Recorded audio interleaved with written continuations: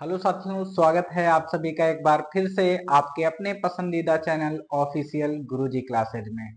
तो एक बार फिर से हाजिर हुए हैं आपके पसंदीदा टॉपिक के साथ, जिसका नाम है समाकलन। समाकलन की एक क्लास हो गई है जिसमें हम लोगों ने फार्मूले के बारे में पढ़ा था। आज हम लोग यहाँ पर कुछ बेसिक कॉन्सेप्ट को जानेंगे। मैंने कहा था कि अगर आपका बेसिक मजबूत होगा तो आने वाले जो एक्सरसाइज होंगे और जो इम्पोर्टेंट क्वेश्चन होंगे उनमें ये कॉन्सेप्ट अप्लाई होंगे मेरे भाई। और मैं आपको बिल्कुल आराम से चीजों को पढ़ाता हुआ समझाता हुआ चला जाऊंगा। अगर आप लोग नए आए हैं तो आपको वीडियो स्क्रिप्ट नहीं करना है। और अभी तक आपने अगर पहली वीडियो नहीं देखी है तो आपको पहले वीडियो देखनी चाहिए, फिर ये वीडियो को आपको देखनी चाहिए। तब आपको बिल्कुल प्रॉपर वे में समझ में आएगा। फिर भी मैं प्रयास करूंगा कि अगर वो क्लास आप देखकर नहीं आए हैं फिर भी आपको इस क्लास में समझ में आए, ऐसा मैं कुछ उपाय जरूर रखूंगा, कुछ कॉन्सेप्ट ऐसे जरूर रखूंगा मेरे भाई। ठीक है, तो कोशिश करते हैं आपको समझाने की। और मेरा बिल्कुल ये अनुमान है कि आप लोग ये अगर पूरी वीडियोस देख लेते हो तो आपको कॉन्सेप्ट में वो पावर देखने को मिलेगी। जो आपके क्वेश्चन नहीं सॉल्व हो रहे थे वो भी क्वेश्चन आपके सॉल्व होना स्टार्ट हो जाएंगे। आइए स्टार्ट करते हैं।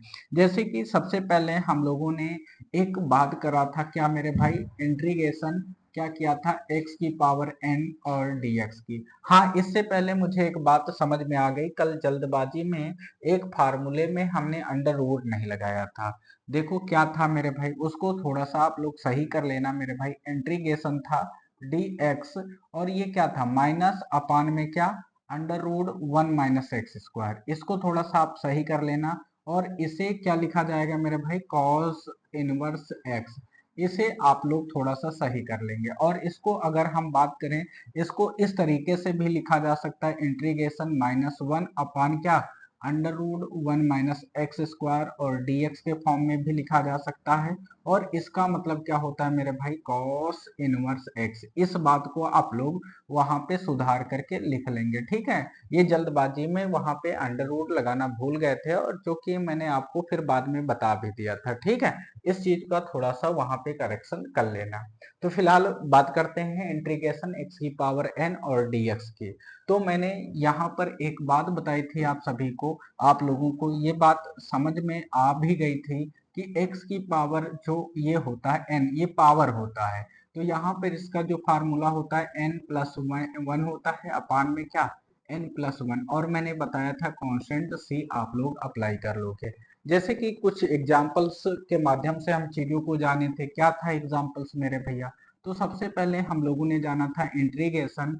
अगर मान लो x की पावर 5 और dx लिखा है तो मैंने ये कहा था कि हमेशा इस फार्मूले से आपको कंपेयर करना है। और जब आप फार्मूले से कंपेयर करोगे तो मेरे भाई x लिखा है तो x लिखा है, ऊपर क्या है मेरे भाई n, n का मतलब क्या है, पावर। तो यहाँ पावर 5 है तो इसका मतलब पावर में एक एक्स्ट्रा जुड़ जाता है और नीचे जो पावर ऊपर आएगी वही पावर नीचे हो जाती है। देखो कैसे मेरे भाई, x की पावर n के प्लेस पे कितना है, 5 रख दो। फिर क्या है, प्लस में 1 है तो प्लस में 1 डाल दो। नीचे क्या है, n यानी 5 लिख दो क्योंकि पावर 5 है। और प्लस में 1 है तो +1 लिख दो। इसे अगर हम सॉल्व करें तो क्या हो बनेगा, 5 और 1 कितना बनेगा मेरे भाई, 6 बनेगा। और नीचे भी क्या आ जाएगा, 6 आ जाएगा, प्लस में क्या, सी। ये आपका क्या हो जाएगा, राइट आंसर हो जाएगा। आपको लग रहा होगा कि ये बिल्कुल आसान क्वेश्चन है मेरे भाई। ये आसान जरूर है, बट यही जब आपके क्या है, बड़े बड़े क्वेश्चनों में आ जाते हैं तो वहां पे जो बेसिक वाला बच्चा होता है, सबसे कमजोर वर्ग का बच्चा होता है, उसे यही चीजों को पढ़ने में क्या होती है, प्रॉब्लम होती है। मैंने आपसे ये जरूर प्रॉमिस किया था कि मैं उस बच्चे के लिए पढ़ा रहा हूं जिसको मैथ का एम भी नहीं आ रहा है। अगर आप थोड़ा बहुत मैथ जानते हैं, सीखते हैं, तो आप लोग भी बने रहिए हमारे साथ और आपको फिर पता चलेगा कि आपको ऑफिशियल गुरुजी क्लासेज में किस लेवल के क्वेश्चंस कराए जाते हैं और समझाए जाते हैं मेरे भाई। ठीक है, क्योंकि हमारा पढ़ाने का उद्देश्य यही है कि उस बच्चे को अगर हम समझा लेंगे जिसको मैथ का एम नहीं आता है, तो हमारा पढ़ाया हुआ साकार हो जाएगा। ठीक है, इसी वजह से, इसी उद्देश्य के साथ हम लोग चीजों की शुरुआत कर दिए हैं। तो x की पावर 3 और dx की बात कर लेते हैं। तो मैंने कहा था एक एक्स्ट्रा पावर बढ़ जाती है, अगर प्लस में है तो 3 है तो कितना आ जाएगा 4, नीचे कितना 4 प्लस में क्या c, ये आ जाएगा। अगर यहीं पर बात करें इंटीग्रेशन x की पावर 4 dx लिखा है, तो इसका मतलब क्या होगा, x की पावर 5 अपान में 5 हो जाएगा प्लस में c। ये चीज तो आप लोग जान ही चुके होंगे। ऐसे तो ना जाने कितनी भी पावर दे दी जाएगी आप लोग कर पाओगे। जैसे मैंने 10 का पूछ लिया, x की पावर 10 dx का, तो आप बताएंगे x की पावर 11/11 हो जाएगा प्लस में c। इसमें तो अब किसी भाई बहनों को कोई प्रॉब्लम नहीं होनी चाहिए। आई होप कि आप लोग इतना सीख चुके होंगे। ठीक है मेरे भाई, इतनी तो बुद्धि आप लोगों के पास होगी ही। अगर हम बात करते हैं, अगर पावर क्या आ जाए मेरे भाई, अगर पावर क्या आ जाए, पावर अगर माइनस में आ जाए, एन अगर क्या लिखा हुआ मिल जाए, माइनस में लिखा हुआ मिल जाए, तब क्या होता है। तो मेरे भाई इसके लिए भी हमने एक उपाय ढूंढा है कि आपको सरलता से चीजों को समझाया जाए। जैसे मान लो इंटीग्रेशन x की पावर 3 और dx लिखा है, तो मेरे भैया एक चीज समझो, थोड़ी देर पहले हम लोगों ने फार्मूला जो पढ़ा था इंटीग्रेशन x की पावर n dx का, वो क्या पढ़ा था, x की पावर n प्लस में 1 अपान में क्या n प्लस में 1, ये चीज हमने पढ़ी थी। तो एक बात बताओ मेरे भाई, अगर n का मान ऋणात्मक है यानी माइनस में है, तो माइनस में लिखा ही जाएगा, और प्लस में क्या ऐड हो जाएगा 1, और नीचे क्या होगा -3 प्लस में 1 हो जाएगा। और मेरे भैया ये माइनस में और ये प्लस में है तो क्या है, माइनस और प्लस का है, एक माइनस का एक प्लस का, तो मेरे भाई क्या हो जाएगा, घट जाएगा, यानी कमी आ जाएगी। अगर कमी आ जाएगी तो इसका मतलब x की पावर कितना, -3 में से एक जाएगा तो माइनस का 2 बचेगा, और जो ऊपर बचेगा वही मेरे भाई नीचे बचेगा, और प्लस में क्या हो जाएगा c। ये आपका क्या हो जाएगा, राइट आंसर हो जाएगा। ऐसे ही अगर हमने दिया आपको एक और क्वेश्चन, जैसे हमने पूछ लिया x की पावर -4 dx, तो मेरे भैया इसको भी हम लोग कैसे लिखेंगे, तो इंटीग्रेशन x है, तो मेरे भाई ये क्या हो जाएगा, ध्यान से समझिएगा, x की पावर -4 हो जाएगा प्लस में 1 हो जाएगा अपान में -4 प्लस में 1 हो जाएगा। अगर इसको सॉल्व करें तो x की पावर -4 और 1 मिल जाएगा, क्योंकि माइनस और प्लस यानी माइनस हो जाएगा, तो इस तरीके से -3 और क्या नीचे -3 प्लस में c। इन दोनों बातों से यही निष्कर्ष निकला, जब भी माइनस होगा तो एक कम करके लिखा जाएगा। जैसे यहाँ -3 था तो क्या आया, -2 आया, जो ऊपर होगा वही चीज मेरे भाई नीचे होगी। अगर इस बात को अगर हम ध्यान से देखें, तो यहाँ पर एक निष्कर्ष ये निकला मेरे भाई, जब x की पावर -4 है, तो यहाँ पर क्या निकला मेरे भाई, रिजल्ट में x की पावर -3, अगर -3 ऊपर है तो -3 नीचे है। इस चीज से आप लोग यही निष्कर्ष निकाल पा रहे होंगे। अगर मेरे भैया हम लोग आगे बढ़े, अगला क्वेश्चन अगर आपसे पूछे, तो अब आप लोगों को टाइम नहीं लगना चाहिए। x की पावर -5 dx का रिजल्ट क्या आएगा, तो आप सभी बताएंगे कि मेरे भाई -5 है, तो इसका मतलब ये क्या आएगा, x की पावर -4 अपान -4 प्लस में c आ जाएगा। इसमें अब किसी भाई बहनों को कोई प्रॉब्लम नहीं होनी चाहिए।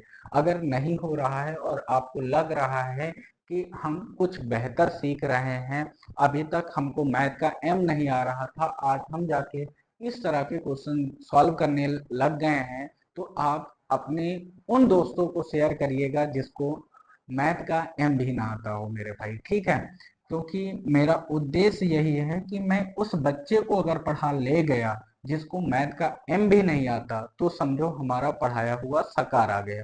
क्योंकि जो पहले से ही मेरे भाई स्ट्रॉन्ग बच्चे हैं, उनको पढ़ाने का मतलब तो है, रिजल्ट बनाने का मतलब तो है, बट मेरा उद्देश्य यही होता है कि अगर हम उस बच्चे को पढ़ा ले गए जिसको मैथ का एम भी ना पता हो, तो हमारा पढ़ाया हुआ साकार हो जाएगा, हमारी मेहनत का कुछ मोल हमें मिल जाएगा। ठीक है, अगर हम बात करें x की पावर -7 और dx का, तो इसका मतलब माइनस आ गया।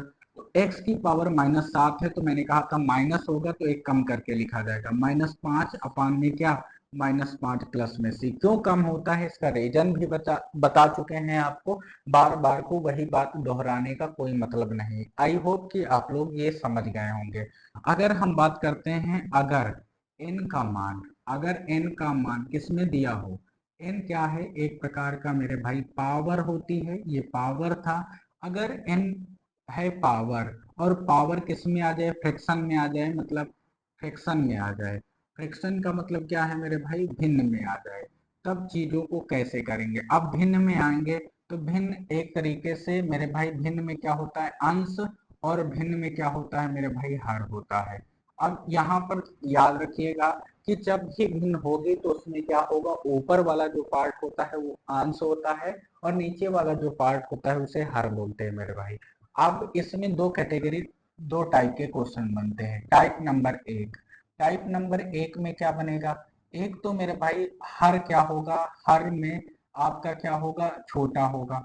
जब एक बार हर छोटा होगा, ठीक है, और एक बार क्या है मेरे भाई, इस कंडीशन में अंश क्या होगा, बड़ा होगा।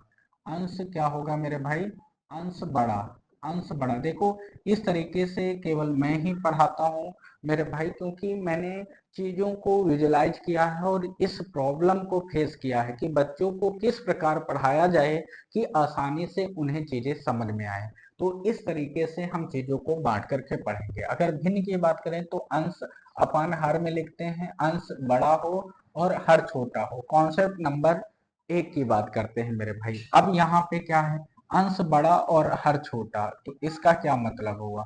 जैसे हमने एक सवाल दिया, इंटीग्रेशन x की पावर कितना मेरे भाई, 3/2, और यहाँ पर क्या हो गया मेरे भाई, dx हो गया, ठीक है। तो मैंने क्या बोला कि इसमें आपको क्या चेक करना है कि अंश बड़ा आ जाए, हर छोटा आ जाए।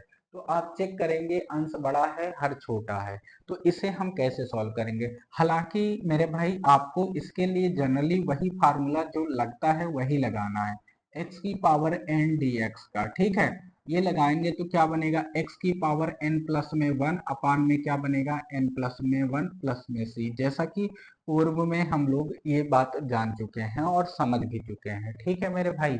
अगर यहाँ पे बात करें तो x की पावर n का फार्मूला अगर इसमें अप्लाई करें हम लोग, अगर अप्लाई करें तो इसका मतलब x तो लिखेंगे और जो भिन्न लिखा है भिन्न लिख लेंगे, 3/2, और क्या होगा, प्लस में 1 होगा, अपान में क्या होगा मेरे भाई, क्या 3/2, और क्या हो जाएगा, प्लस में 1 हो जाएगा। तो इस तरीके से अगर चीजों को देखें तो मेरे भाई क्या हो जाएगा, अगर यहाँ 1 माने और क्रॉस मल्टीप्लाई करें तो क्या बनेगा, x की पावर, दो एक नम दो, दो और तीन मिलके कितना बनाएगा मेरे भाई, 5 बनाएगा, और नीचे 2, और यहाँ पर भी क्या, जो पावर में आएगी वही चीज नीचे सेम टू सेम आ जाएगी, 5/2। अब भिन्न के नीचे भिन्न लिखा है, ये चीज ऊपर चली जाएगी मेरे भाई। तो यानी क्या आ जाएगा, 2/5 आ जाएगा, और x की पावर क्या हो जाएगा, 5/2, और ये क्या हो जाएगा, प्लस c। ये चीज आपके सामने चीजों को लिख लेंगे और ये समझ लेंगे, ठीक है मेरे भैया। इस चीज को आप लोगों को ये बात समझ में आ गई होगी। अब बढ़ते हैं मेरे भैया आगे। आगे कैसे हम चीजों को समझते हैं, ध्यान से समझो। जैसे कि आगे अगला क्वेश्चन इस तरीके से आ गया, इंटीग्रेशन x की पावर 1/2। अब की बार तो सर अंश छोटा आ गया और हर बड़ा आ गया, ठीक है, हर बड़ा है और अंश छोटा है। कोई बात नहीं मेरे भाई, आपको केवल हम विजुलाइज कराना चाहते हैं कि चीजों को कैसे समझिएगा। तो मेरे भाई यहाँ पर अगर इसको हम देखें तो x की पावर कितना, तो यहाँ पर अगर वही चीज देखें तो n की जगह पे n का मान प्लस में 1 ऐड कर लेंगे, नीचे 1/2 प्लस में 1 ऐड कर लेंगे, ये फार्मूला अप्लाई कर दिया। 1 मानेंगे मेरे भाई और इसको क्रॉस मल्टीप्लाई करवा देंगे, और इस तरीके से x की पावर कितना, दो एक नम दो, और एक कितना, 3/2 होगा, और इधर भी कितना होगा, 3/2, ये दो ऊपर चला जाएगा, यानी 2/3, x की पावर 3/2, और प्लस में c हो जाएगा। सर अभी तक तो आपने कुछ ना बताया, अंश और हर का कोई मतलब यहाँ पे नहीं निकल रहा है, बड़ा और छोटे का। तो हम कहेंगे बच्चा आपको घबराना काहे को है। अब हम लोग ट्रिक जानेंगे, तो आइए जानते हैं मेरे भाई वो ट्रिक कौन सी है। तो वो ट्रिक मैं आपको समझा देता हूँ, और आपको समझा दूंगा ना, आपको लगेगा वाकई में एक जादू सा छा गया मेरे भाई। अगर हम इसी क्वेश्चन को देखें, इंटीग्रेशन x की पावर क्या है 1/2 और dx है, तो आपको करना कुछ नहीं मेरे भाई, ये जो है इनको क्या करना है, ऐड कर लेना है। ऐड कैसे होगा मेरे भाई, दो में एक ऐड कर लो तो कितना आएगा, 3 आएगा। नीचे हर में जो लिखा है वो लिख दो। अब ये वाला जो फ्रैक्शन आया है इसको पलट के मल्टीप्लाई में लिख दो, 2/3 और प्लस में c डाल दो। यही आपका क्या हो जाएगा मेरे भाई, राइट आंसर हो जाएगा। ये वाला आंसर और ये वाला आंसर क्या आपको सेम नहीं दिख रहा है मेरे भाई? तो आप देखेंगे और बिल्कुल आप ये कहेंगे कि बिल्कुल सेम टू सेम आया मेरे भाई। तो आपको बेटा भैया क्या है मेरे भैया, समय बचाना है। समय कैसे बचाओगे, तो आप देख पा रहे हो कि ऐसे आपको समय बचाना है, ठीक है मेरे भैया। अब यहाँ पे बात करते हैं मेरे भाई एक और क्वेश्चन लेकर के, इंटीग्रेशन जैसे x की पावर मेरे भाई क्या आ जाए, 2/3 और क्या आ जाए, dx आ जाए। इसे कैसे सॉल्व करेंगे, तो मैंने कहा चाहे तो आप रूल लगा लोगे, अगर रूल लगाओगे तो काफी समय आपका बर्बाद हो जाएगा। तो इसका मतलब x की पावर 3 और 2 मिलके कितना बनेगा, 5 बनेगा, और नीचे क्या है मेरे भाई, 3 है। तो इसका मल्टीप्लाई करेंगे इसके साथ, और इसका क्या है, उल्टा ले लेंगे मेरे भाई। अगर हर में 3 है तो ऊपर अंश में 3 लिखा जाएगा, और जो अंश वाला है वो हर में लिखा जाएगा, और प्लस में क्या हो जाएगा, सी।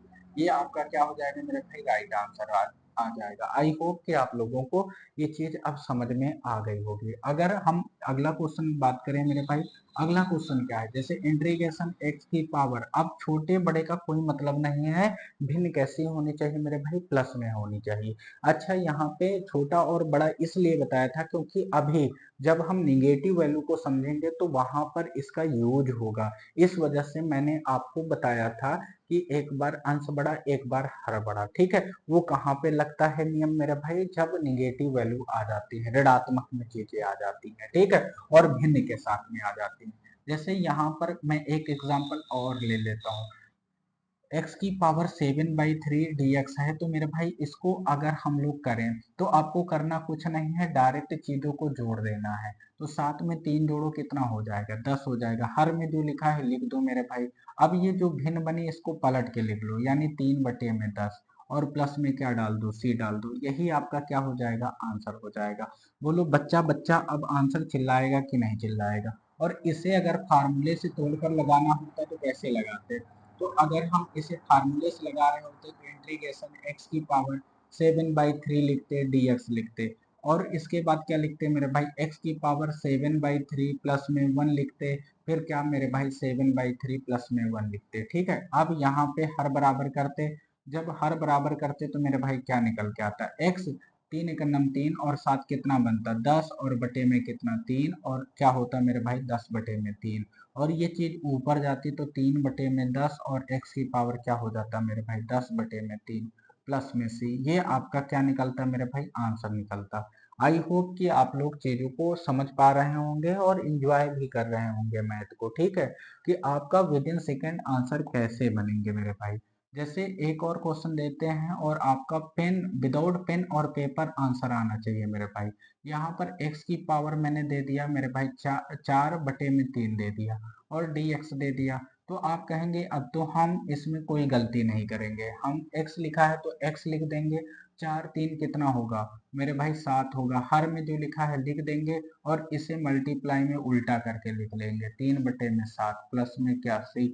यही आपका क्या हो जाएगा, आंसर हो जाएगा। आई होप कि आप चीजों को बहुत अच्छे ढंग से समझ पा रहे होंगे। अगर समझ पा रहे हैं तो लाइक शेयर सब्सक्राइब नहीं रुकना चाहिए, और अपने मित्रों तक ये वीडियो को जरूर पहुंचा देना, इसलिए क्योंकि मेरे भाई जब व्यूज अच्छे आते हैं तो पढ़ाने का मन भी करता है, क्योंकि आपके लिए ये वीडियो शूट करने में हमें काफी समय लगता है और काफी मेहनत लगती है, क्योंकि मेरे भाई आपको पता है गाँव के एरिया में लाइट होता नहीं है। जब लाइट आती है कभी कभी वीडियो के अंत तक लाइट भी चली जाती है, तो समझो कितना टाइम लगता होगा और कितना मेहनत लगता होगा। कभी मौसम खराब, लाइट आई नहीं मेरे भाई, अगर लाइट आई तो पता नहीं क्या कैसे कब। तो भाई मेहनत लगती है भाई। आपसे रिक्वेस्ट है कि आप लोग इन वीडियोस को अपने दोस्तों तक जरूर शेयर करें, ठीक है। अगर अगला बात करें मेरे भाई x की पावर कितना, यहाँ पर एक और क्वेश्चन दे देते हैं मेरे भैया, क्या, जैसे मान लो 8 बाई कितना दे दिया, 8 बाई मेरे भाई यहाँ पर मैंने दे दिया 5, ठीक, और ये dx दे दिए, इसे करके बताओ। तो अब तो एकदम आसान हो गया, करना कुछ नहीं मेरे भाई, x लिखा है तो x लिख दो। ये आपका प्लस में आया फ्रैक्शन, तो क्या करना है, 8 में 5 जोड़ देना है। जैसे ही 8 में 5 जोड़ोगे तो 8 5 कितना होता है, 13 बटे में 5, और इसको पलट के लिख देना है, यानी 5 बटे में 13, और प्लस में क्या हो जाएगा मेरे भाई, सी हो जाएगा। अगर आप लोगों को ये सारे कॉन्सेप्ट समझ में आ रहे हैं तो मेरे भाई आपसे वही रिक्वेस्ट मैं फिर दोबारा से करता हूँ, शेयर जरूर करिएगा दोस्तों के साथ, ठीक है। और फिर मिलते हैं नेक्स्ट वीडियो में, नेक्स्ट टॉपिक के साथ, नेक्स्ट कॉन्सेप्ट के साथ। तब तक के लिए जय हिंद, जय भारत।